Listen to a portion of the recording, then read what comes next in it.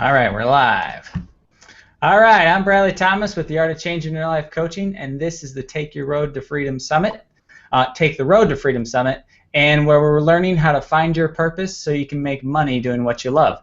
And today, my guest is Brian Smith, the founder of Ugg Boots, where he built his business up to $15 million before selling it. Welcome, Brian. How you doing? Good, Bradley. Thanks. I'm doing great. Yeah, well, we'll be honest here, and we're going to try number 2 for this video. So whatever the universe is telling us, maybe we want to go this direction. So, yeah, I'm trying to help people find their purpose because it's my belief that once you know your purpose in life, you go further faster, and you're able to build your business and succeed in life even quicker.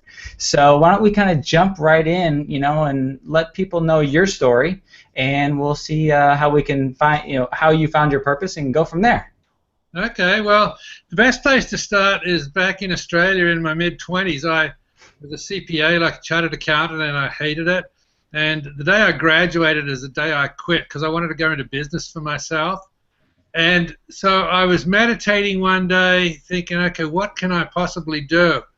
And it struck me, I got goosebumps, and I had this thought that all the trends are coming out of California, and that if I'm going to find my new purpose, I'm going to go to California and look for it, So the beauty of the universe, though, is that you don't really have to know where you're going to end up before you start out. And if Yep. you don't start, you'll never find your purpose. And so this was a good example of me, acting on the instincts of the goosebumps that I got, which, I now interpret as my spirit telling me you're on the right track, And so I headed out to California, not having a clue what was ahead of me, but knowing my purpose was there.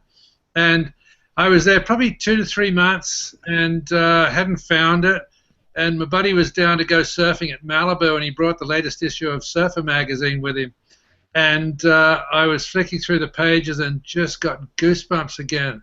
I was looking at a photograph of these 2 legs up in front of a fireplace, wearing sheepskin boots. And I went, oh my God, there's no sheepskin boots in America.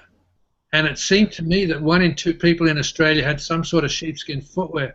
So I looked at my buddy Doug and said, hey buddy, we got to go into business. We're going to be millionaires, So in our exuberance, we called up the manufacturer who'd run that little ad, and we became, ordered 3 or 4 pairs from him, and we were going to, set the world on fire. What we didn't realize, though, is that for what I've now put into my book, which is, a sort of a tool for entrepreneurs, is that you almost have to have a certain level of ignorance to be a good entrepreneur, because if you knew all of the things ahead of you, you'd never start. And so we were blind to the fact that Americans didn't get sheepskin and Australians did, and that made it very difficult because they thought it was hot and sweaty and delicate and, couldn't get it wet, which is the opposite of real, sheepskin. It's very rugged. And so we got, Doug went on the road and came back after a week with 0 sales and about, 200 business cards from every retailer that he visited. And we were sort of in this dilemma because I knew how big it was in Australia, but Americans, especially in California, they're saying, why on earth are you trying to sell sheepskin in California? And so it dawned on me after a while that all of the California surfers who'd been down to Australia had bought 3 or 4 pairs of these boots back for their buddies. So within the surf community, it was a really well-known product. And so Doug and I decided to hit up the surf shops. And, the first one I went to goes, oh, my God, those are great. Yeah, you're going to make a fortune if you do that. Everybody I know has a pair, And Doug was getting the same response up in the San Fernando Valley. So we pooled, well, we didn't actually pool it. Here again, the universe always, conspires to work with you once you've started, right? And the key there is you have to start, because if you don't, the universe will do nothing. So we were talking about how we had to raise some money, and my roommate overheard us and said, oh, yeah, I got some investors who are looking for a business, So we raised 20 grand, and I sent 15 of it down and bought 500 pairs of boots. And you know, a few weeks later they arrived, and Doug and I loaded up our vans, and we headed back to all the retailers, you know, the surf shops. And the very first one I went to that I'd been to before, I brought him in. I said, "Okay, how many do you want?" And he goes, "Oh, Brian, you know, you're going to do great with those, but we couldn't sell them. We just sell surfboards and shorts and sandals, and they're way too expensive for us. But don't worry, you're going to do great, you know." And the next one, the same thing. "Oh, you should try the shoe stores, you know, but we couldn't sell them here. We just sell surfboards." And after a couple of weeks of being on the road, Doug and I reconvened in my warehouse, which was the third bedroom of the house that was loaded floor to ceiling with 500 pairs of boots. And we combined our orders, and the sales that we shipped for that first season was 28 pairs. It turned out to be exactly $1,000, you know. But the principle that's really important here is that there's not a billion-dollar company that didn't start with $1,000, right? Yeah. And everything has to. I've developed this theme, which is mainly the theme of my book, which is you can't give birth to adults.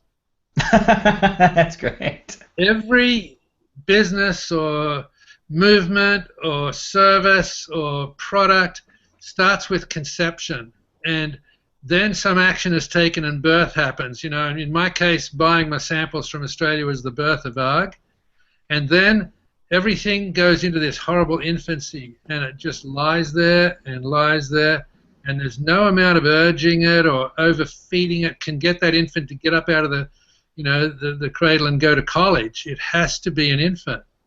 And then, you know, in time it'll start toddling, which is a pretty cool stage. You know, the customers are starting to get interested in your product, and they're, you know, asking for, you know, information. And then you'll start the youth, you know, or the toddling, which is, you know, the youth. Yeah, that's when the business is running, you know, really well. You've got tons of orders, shipping's good, manufacturing's good, invoicing and billing is good. That's a great stage for most businesses. But if it's a really good product or service like Ugg was, you're going to get drawn into the teenage years. All bets are off. You know, it wants to be at every party in town, and every retailer wants a piece of it, and it's a very dangerous stage. And I almost lost control of Ugg 2 or 3 times during that period. And then, you know, ultimately the managers come in and put in all the controls, and it becomes a mature business. So the trick for every entrepreneur listening today is to try and figure out where you are on that cycle, and just be content that if you keep doing the right thing, it'll start to grow and it'll move out of that cycle. Yeah, I think I haven't heard that analogy before, but I really like it, and I think it's pretty much spot on. You know, I think I'm still right around. I'm still rolling around in my crib, I guess you could say. And but you know, I've taken that first step towards what I want to do and help people find their purpose. That is the most critical step. It doesn't matter in what direction, because once you start out, the universe works to conspires to work with you. Yeah, and I see that too, like with several things in my life. You know, I'm not going to get into all the little, signs and symbolism that has, brought me to where I'm at.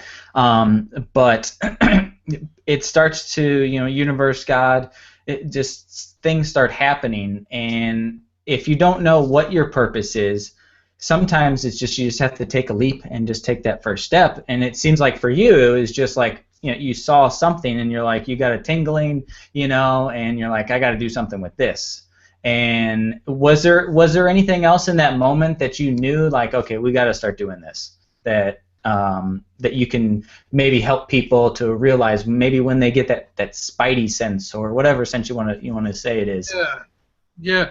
The thing is to just like act on it, and meditation for me is a really good way to sort of get those sort of thoughts that come in my head, and you discard most of them, I realize, but now and again one will stick, and then the next day it'll grow, and the next day it'll grow a bit more, and before you know it, you're in the direction. But that would have been a good time for me to give up, when I had sold 28 pairs, but I had like 470 pairs left in the bedroom, you know, so I really couldn't stop. And so I started going to swap meets, and I would fill up my van with all the sizes and styles, and I would open the van up at Malibu, you know, after surfing. Yeah. And I had a ton of business, you know, from all of the walk-ons, you know, the people who friends of friends, because everybody who bought a pair just was raving about them to their friends, you know. But, you know, that next year the sales were about $30,000. And so I decided, okay, I'm going to do some advertising. So I got these models and posed them on the beach at Windansea, and got a real expensive photographer, and, you know, had perfect hair and perfect makeup and perfect clothing and perfect boots and perfect sunset, you know, and ran those ads the next season, and the sales were $30,000. So the next year I got better looking models and more expensive photographers, and did the same thing, sales $30,000, you know, and I felt like a real failure because I couldn't get into the mall stores. And it wasn't until I was in Chicago at the Montgomery Ward buying office, where, you know, Montgomery Ward was a big shoe retailer here at the time, and I gave my best sales pitch ever, and the buyer just looked at me, and he was silent for a while, and then he goes, "Brian, why are you here?" And I went, "Because I want to get an order for the California stores." And he goes, "Brian, don't you get it? We're the elephants. We don't move till the mice are running around under our feet." You know, and I instantly got what he meant was, until I got all the specialty stores going, the malls weren't going to touch it. You know, they're just risk averse. So I was back in San Diego at one of my surf shop customers, and I was explaining this dilemma I had, and he just calls out to the back, you know, "Hey, you kids, come here," and all these little grommets came out, you know, and he says, "What do you think of these Ugg boots?" And every one of them just goes, "Oh, those Uggs, man, they're so fake. Have you seen their ads? Those models, they can't surf." Oh. Instantly, I knew I'd just spent 3 years of advertising waste, you know, because I was sending the wrong image to my target market. And so a couple of days later, I found a couple of young kids who turned pro, and, you know, that I could afford. And so instead of all the expensive photographers, I just followed them, you know, going surfing with my own camera, and I shot them walking on these famous walks, you know, to Trestles in San Clemente and Black's Beach in La Jolla, you know, and these are, you know, famous surf walks, you know. Yeah. And I started running ads of the guys just walking to the surf. And we ran the ads in October, November of that season, and sales jumped to $400,000. Wow. And it's just purely because we kept at it, we didn't give up, we just kept trying to make it better and better every day. And it leads me to another great quote in my book, which is, "The quickest way for a tadpole to become a frog is to live every day happily as a tadpole." And you'll find that in your business. Yeah. Just enjoy what you're doing every day. It won't be long before you're looking back going, "Oh my God, how did I get this many followers? How did I get this big?" And you just have to, you know, I'll give you a great example to that.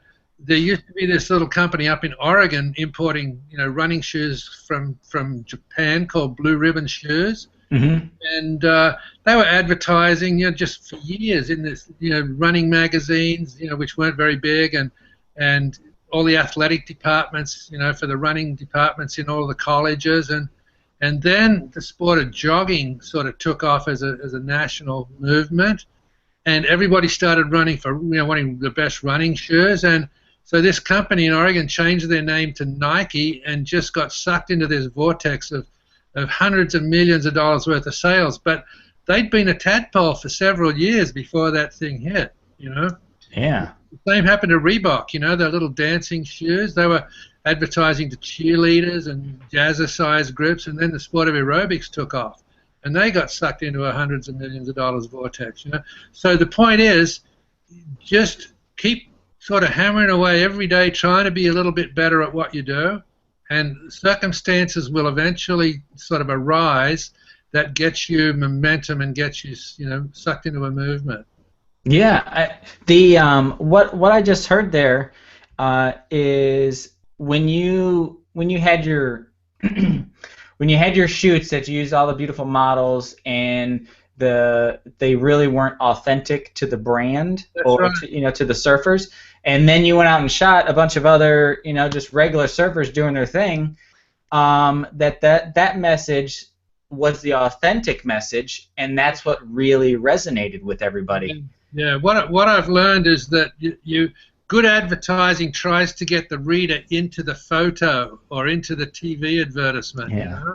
And if you can achieve that and make it so appealing that your reader wants to get in that ad, then you're going to be successful. Yeah, and I think and staying true to whoever you are and your brand is, and whatever that means for you. Basically, it just means if it means being yourself all the time, All the time, and bringing that. Yeah. So yeah, let's. So you transitioned, your idea, and just through perseverance, you kept pushing and kept pushing and kept pushing and kept going and kept going, and it took a while. About how long did it actually take before you felt you had made a significant I guess impact, or where you felt like I've made it to where I feel comfortable? Okay, it took about 7 years, and it was a very interesting way that I found out that it was working. We sort of doubled every year, and it was okay when it was like $50,000 and then $100,000 and $200,000. But now we're getting up in the millions, and the sales are about 2 or 3 million, and I had to keep buying out the smaller investors to get bigger investors in. And at this point in time, I had about $3 or $4 million in sales, and I brought on 3 new partners, and we were all going to own the company 25% each. But there was a proviso that I didn't get my 25% till I finished up with this little trademark lawsuit that I was going on, with. Mm-hmm. And so in the meantime, I became the sales rep for Southern California, and we moved my warehouse from San Diego up to Anaheim, where the new partners were, and we reorganized the thing. And so I left from the warehouse there and went down Beach Boulevard to Huntington Beach, and one of my longtime retailers, and I walked in the door, and he goes, "Hey, Brian, I heard you sold the business." And I went, "What?" He said, "Yeah, I just called an order, and they said you don't own it anymore." And I went, "What? You're kidding me." I couldn't wait to get outside of went next door to the gas station where the phones were. Yeah. And I called up, the officer, "Neil, what are you telling people?" He says, "Well, you don't own the company." I said, "Yes, I do. You're my new partners." "Well, no, you're not an owner." And I was just devastated. I didn't even bother going on the road anymore. I just drove straight back to San Diego, and I pulled out the contract, and I read it, and I reread it, and I read it again, and I went, "Oh my God, I don't own the company." Oh no. My world crashed, because I envisioned myself being CEO of this huge, international company one day, and here I was, 6 or 7 years into it, and it's starting to get momentum, and now I've lost it. And I went into almost a depression, and I was trying to figure out, okay, what do I do? I'll be a real estate broker or a business broker. I know I'm not going to be an accountant, and after about 3 days, I was meditating again, and I got these goosebumps, and I just thought, well, I love sales. I've learned to love sales, and I said, okay, that's what I'm going to do. But I didn't know what to sell, and so I was meditating, and then it finally came to me, well, I love Ugg boots. I'm going to go and sell Ugg boots. So I just, ate humble pie, and I just decided, okay, I'm going to go back, and I won't be an owner. I'm just going to make sure everybody on the planet gets to try these boots on, So I did that. I went back on the road and sort of started hanging out with all my good clients. And after a month, I got back to the warehouse, and Neil handed me an envelope, and it was checked for $5,000. He said, "That's your commissions." I went, "You're kidding me." And I went back on the road again the next month, and to me, selling wasn't even selling. It was just walking in, shooting the breeze, fixing up the inventory, seeing if they needed anything, getting rid of too much product if they had too much, and back to the warehouse at the end of the month, and I got a check for $10,000, and then the next month another check for $10,000, and I started realizing, my God, I haven't done any purchasing, any receiving, I haven't done any shipping, I haven't done any invoicing, I haven't done any accounting. I'm out here having a blast with all my friends, surfing and playing golf and visiting stores, and I'm making all this money. And that's when I realized that I'd finally built a business that I loved and was paying for itself. And the lesson from that I put in my book is that most often your most disappointing disappointments become your greatest blessings. And that was a perfect example. And even today, things will crash, and it'll seem like a disaster. And now I'm sort of blasé, because I just, I know every time I look back a year or two later, I think, thank God that happened, because now I wouldn't be where I was today if that didn't happen.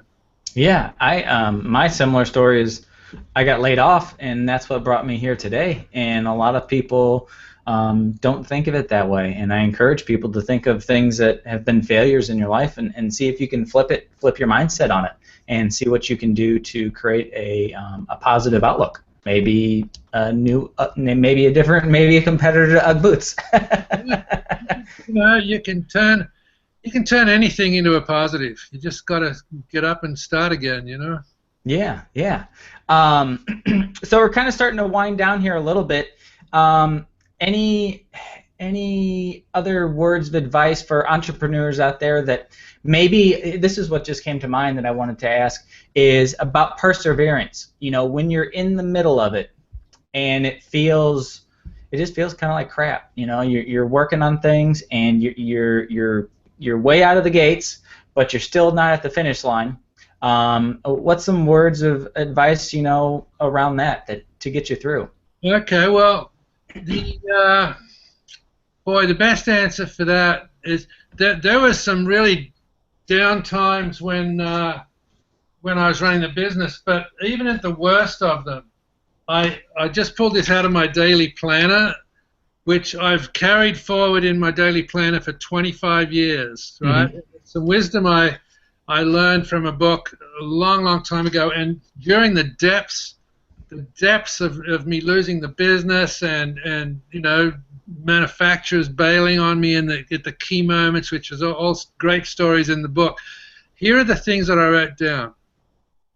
Feast upon uncertainty, fatten upon disappointment, enthuse over apparent defeat, and invigorate in the presence of difficulties. And they're the 4 statements on my little thing here. And whenever things look overwhelming, I pull that out, and it's just amazing. Every one of those is such a positive.